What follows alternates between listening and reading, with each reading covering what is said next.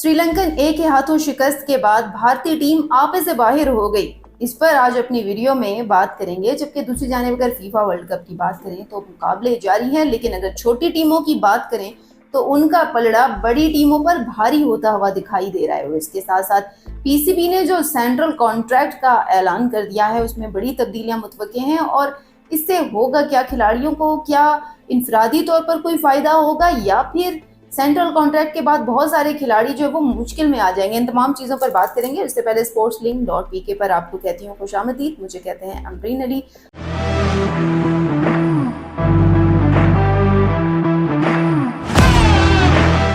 Video का बाकायदा तौर पर आगाज करते हैं और सबसे पहले मैं क्रिकेटर के सेंट्रल कॉन्ट्रैक्ट्स पर ज़रूर बात करना चाहूँगी। पीसीबी ने गुज़िश्ता रोज़ एक प्रेस कॉन्फ्रेंस की जिसमें उन्होंने जो सेंट्रल कॉन्ट्रैक्ट्स थे खिलाड़ियों के, उनमें बहुत बड़ी तब्दीलियां वो लेकर आ गए हैं और बाकायदा तौर पर ऐलान भी हो गया। पीसीबी ने अपने खिलाड़ियों के सेंट्रल कॉन्ट्रैक्ट में कुछ तब्दीलियां की हैं, जिसमें अमूमन होता ये था, मुसलसल ये महसूस किया जा रहा था कि टेस्ट और वनडे का जो प्लेयर है उसको एक ही पैमाने पर परखा जाता है। यानी कि अगर आपकी परफॉर्मेंस जो है वो एक फॉर्मेट में ठीक है, एक फॉर्मेट में ख़राब है, लेकिन आपको ख़राब वाली परफॉर्मेंस पर जज किया जा रहा है, हालांकि आपने वो किसी और फॉर्मेट पर खेली है।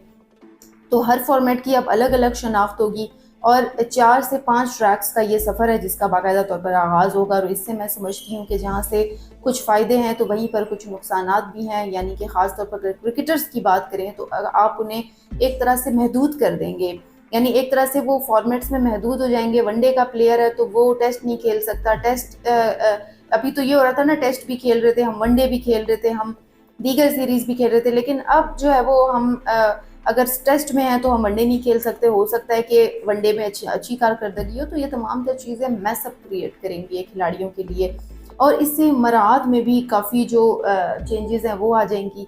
अब अगर किसी की मराहत टेस्ट में है ही नहीं, इतना मुआवजा मिलता ही नहीं है, तो फिर वो किस तरह से टेस्ट को ज्वाइन करेगा। तो इससे आपकी टेस्ट क्रिकेट जहाँ पर एक प्रोमिनेंट तो होगी, क्योंकि ज़ाहिर है आप स्पेसिफाई कर देंगे कि ये टेस्ट प्ले, जैसे शाहीन शाह अफरीदी अब टेस्ट में नज़र नहीं आएंगे, तो ठीक इसी तरह हम स्पेसिफाई तो कर देंगे, लेकिन इससे खिलाड़ियों का इतना ख़ास फ़ायदा इसलिए नहीं होगा। बहुत लड़ाइयाँ पड़ जाएंगी कि ज़ाहिरी सी बात है, बहुत सारे खिलाड़ी कहेंगे कि हम टेस्ट क्यों खेलें जब उसका मुआवजा ही इतना नहीं है। एज़ कम्पेयर टू अगर इंडिया की बात करें तो इंडिया में टेस्ट का आप देखें कि कितना ज़्यादा मुआवजा मिलता है और यहाँ पर एक साल में तकरीबन 1.5 लाख या इतना ही कुछ मिलता है।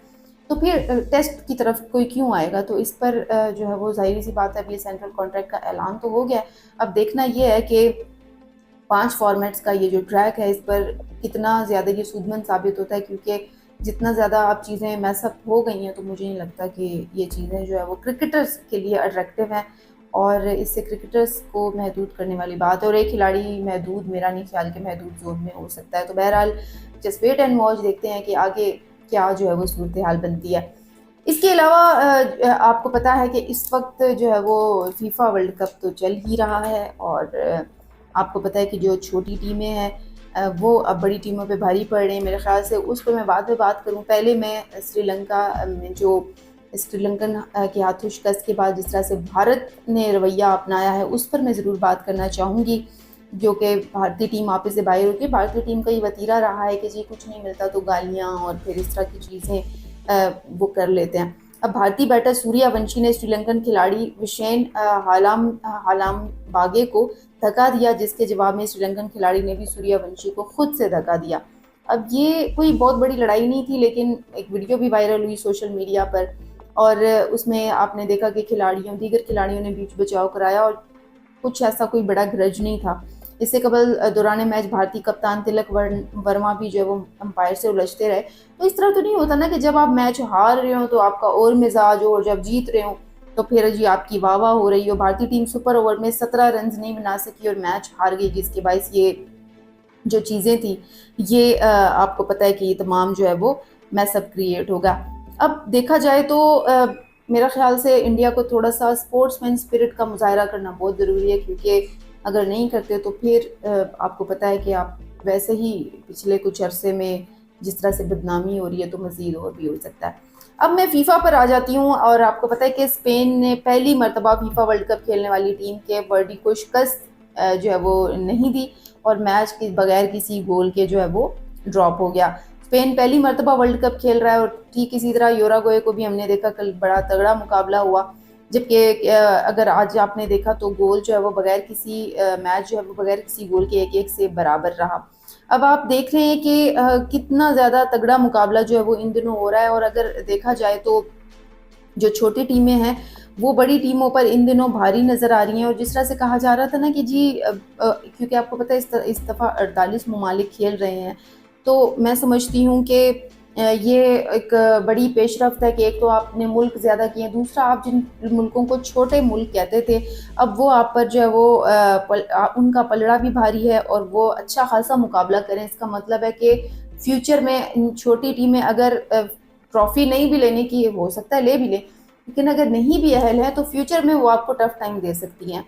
इसके अलावा जो सबसे अहम खबर है, इसके अलावा आपको ये भी पता है कि जी केप वर्डी के जो उमर रसीदा गोलकीपर थे, उन्होंने 7 गोल करके रोक कर सबको जो है वो हैरान कर दिया। या वाकई हैरानकुन बात थी। सऊदी अरब और यूरुग्वे के माबैन मैच ड्रॉ हुआ और मिस्र और बेल्जियम का मैच भी 1-1 से बराबर आया, यानी कि बड़ी तगड़े जो इस वक्त मुकाबले हैं वो जारी हैं। और ख़ास तौर पर एक सबसे अहम बड़ी खबर जो आपसे शेयर करना थी, ईरान और अमेरिका के हवाले से थी। अब आपको पता है कि मैच होगा, लेकिन अमेरिकी अदालत ने फैसला सुनाया है कि फुटबॉल वर्ल्ड कप में ईरान का पुराना परचम जो है वो नहीं लहराया जाएगा, उस पर पाबंदी आयद कर दी गई है और जो नया परचम है जिस पर सरकारी लोगो है वो परचम जो है वो लहराया जाएगा।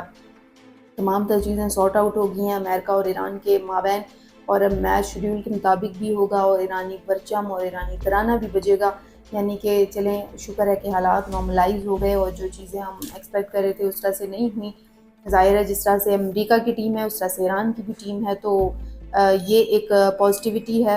अब जी उनका जो ईरान का जो सरकारी परचम है उसको लहराने की जो बातें हैं वो हो रही हैं, और अदालती फैसले के मुताबिक फुटबॉल वर्ल्ड कप मैचेस के दौरान स्टेडियम में सिर्फ जो कौमी परचम है ईरान का, जो मौजूदा कौमी परचम है उसको ईरान लहराने का फैसला किया गया। थोड़ा सा बैकग्राउंड अगर मैं देख लूँ तो ईरान के साबिक शाही दौर से मुंसलिक अलामती परचम ईरान के सरकारी परचम से मुशाबत रखता है, ताहम इसमें शेर और सूरज का निशान शामिल है, जो 1979 के अवामी इनकलाब से कबल शाही दौर की अलामत समझा जाता है।